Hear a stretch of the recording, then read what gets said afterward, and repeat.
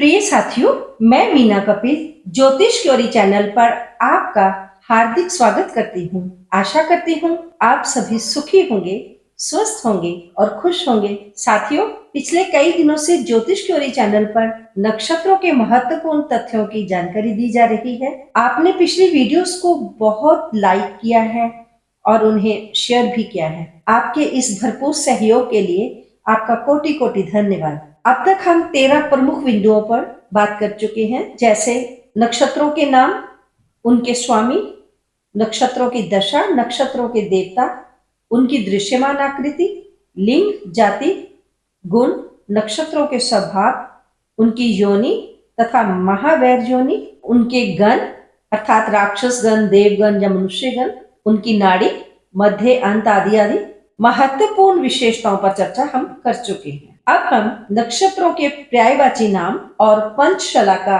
वेद के बारे में विचार करेंगे।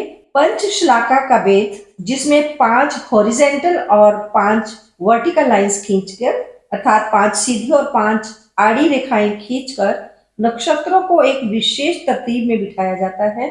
आज आपकी सहूलियत के लिए 27 नक्षत्रों का वेद बिना किसी गुणागणित, बिना किसी विशेष मेहनत के आप तुरंत एक पल में ही जान पाएंगे। इसका प्रयोग विवाह आदि आयोजनों में किया जाता है, जैसे वधू प्रवेश के समय, दान देने के समय, पानी ग्रहण संस्कार के समय इसका विशेष महत्व है। इसके लिए अभिजीत सहित कुल 28 नक्षत्रों को एक विशेष तरतीब में लिखा जाता है। जिस दिन विवाह कार्य संपन्न होना होता है, उस दिन जो नक्षत्र होगा उसे देखना है कि क्या उसे किसी और नक्षत्र से वेद है। उस वेद वाले नक्षत्र पर यदि कोई पाप ग्रह उपस्थित होगा तो दोष उत्पन्न हो जाएगा और इस कारण से विवाह में परेशानी आएगी। पंचशलाका चक्र अनुसार विवाह नक्षत्र यदि किसी अन्य क्रूर आदि ग्रह से विद हो जाए तो उस नक्षत्र का विवाह स्वतः त्याज्य माना जाता है। वेद नक्षत्र के लिए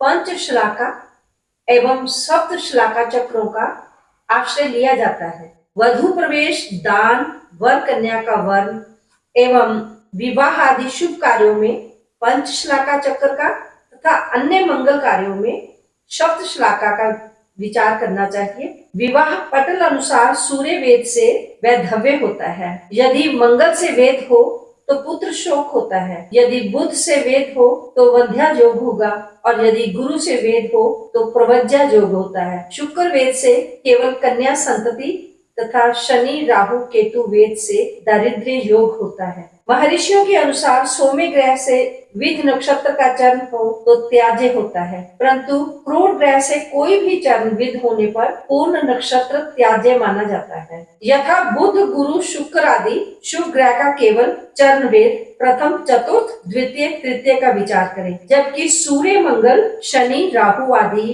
क्रूर ग्रहों के सभी चरण त्याज्य होंगे, अर्थात वेद दोष होगा। अब हम जानेंगे 27 नक्षत्रों में किस नक्षत्र को किस नक्षत्र के साथ वेद होगा। अश्विनी नक्षत्र को पूर्वाषाढ़ा द्वारा, भरणी नक्षत्र को अनुराधा नक्षत्र के द्वारा, कृतिका नक्षत्र को विशाखा नक्षत्र के द्वारा वेद होता है, रोहिणी नक्षत्र को अभिजीत नक्षत्र के द्वारा, मृगशिरा नक्षत्र को उत्तरा आषाढ़ा नक्षत्र के द्वारा, आर्द्रा नक्षत्र को पूर्वा आषाढ़ा नक्षत्र के द्वारा वेद होता है। पुनर्वसु नक्षत्र को मूला नक्षत्र के द्वारा, पुष्य नक्षत्र को ज्येष्ठा के द्वारा और आश्लेषा के लिए धनिष्ठा नक्षत्र के द्वारा वेद उत्पन्न होता है। मघा नक्षत्र को श्रवण नक्षत्र के द्वारा, पूर्वा फाल्गुनी नक्षत्र को अश्विनी नक्षत्र के द्वारा, उत्तरा फाल्गुनी नक्षत्र को रेवती नक्षत्र के द्वारा वेद होता है।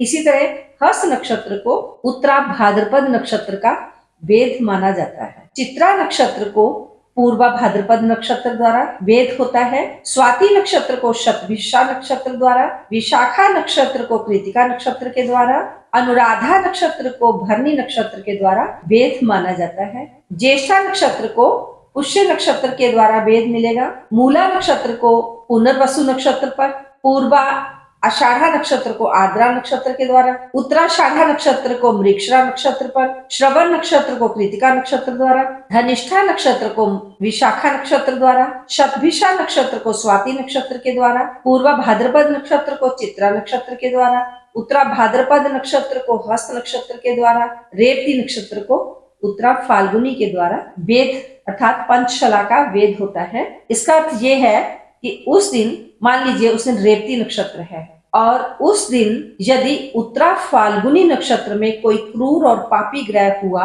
तो उत्तरा फाल्गुनी का वेद रेवती नक्षत्र को लगेगा, तो दोष उत्पन्न होगा और विवाह क्रिया में बाधा उत्पन्न होगी। आज हम नक्षत्रों के पर्यायवाची नाम जानेंगे। मुख्य नामों के अतिरिक्त कुछ अन्य नामों से भी नक्षत्रों को पुकारा जाता है, जैसे अश्विनी नक्षत्र को अश्वयुग, है, तुरंग और दस्त्र भी कहा जाता है।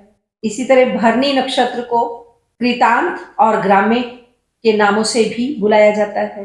कृतिका नक्षत्र को हुताशन, अग्नि और बहुला नाम से भी बुलाते हैं।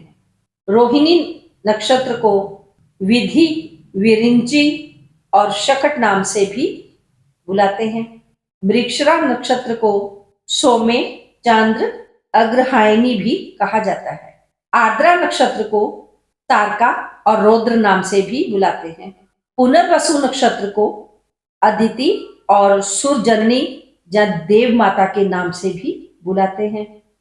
पुष्य नक्षत्र को तिष्य और अमरेजे के नाम से भी बुलाते हैं। इसी तरह आश्लेषा नक्षत्र के अन्य नाम हैं श्लेषा, अहि और भुजंग। मघा नक्षत्र को पितृ और जनक भी बुलाया जाता है। पूर्वा फाल्गुनी नक्षत्र को फाल्गुनी और भाग्य के नाम से भी बुलाते हैं। उत्तरा फाल्गुनी नक्षत्र को अरमा, उत्तर या फिर भग के नाम से भी बुलाते हैं। हस्त नक्षत्र को भानु, अरुण और अर्क के नाम से भी बुलाते हैं। चित्रा नक्षत्र को त्वष्टा और सुरवर्धकी के नाम से भी बुलाते हैं। स्वाति नक्षत्र को मारुत, वात और स्मीर्ण इन 3 नामों से भी बुलाते हैं। विशाखा नक्षत्र के अन्य नाम है श्रूपक, इंद्रगनिक और द्विदैवत। अनुराधा नक्षत्र का अन्य नाम है मैत्र। ज्येष्ठा नक्षत्र का अन्य नाम है सुरपति, कुलिष्तारा, शतमुख। मूला नक्षत्र का 2 अन्य नाम है असुर और क्रतुभुज। पूर्वाषाढ़ा नक्षत्र का नाम है पया, सलिल, जल, तोय। उत्तरा आषाढ़ा नक्षत्र का नाम है विषव। श्रवण नक्षत्र का अन्य नाम है श्रोणा, विष्णु, हरि, श्रुति। धनिष्ठा नक्षत्र के लिए अन्य पर्यायवाची नाम है श्रविष्ठा और वसु। शतभिषा नक्षत्र के लिए शत, तारका, वरुण, प्रचेता। पूर्वा भाद्रपद नक्षत्र का अन्य नाम है अजयपाद और अजपात। उत्तरा भाद्रपद नक्षत्र का अन्य नाम है अहिर्बुधन्य और उत्तरा। रेवती नक्षत्र का अन्य पर्यायवाची नाम है पूषा तथा पोषण। आज के लिए बस इतना ही। कल नक्षत्रों के मुख अर्थात अधोमुखी, उधरमुखी, पार्श्वमुखी या त्र्यंगमुखी के बारे में चर्चा होगी। वीडियो के अंत तक बने रहने के लिए आपका धन्यवाद। आपको वीडियो कैसी लगी प्लीज कमेंट सेक्शन में जाकर कमेंट्स के माध्यम से फीडबैक अवश्य दें। चैनल पर पहली बार आए हैं तो चैनल को सब्सक्राइब करना ना भूलें। मिलती हूँ एक नई जानकारी के साथ, तब तक अपना ध्यान रखें, स्वस्थ रहें, मस्त रहें, सदा हंसते मुस्कुराते रहें। ओम नमः शिवाय।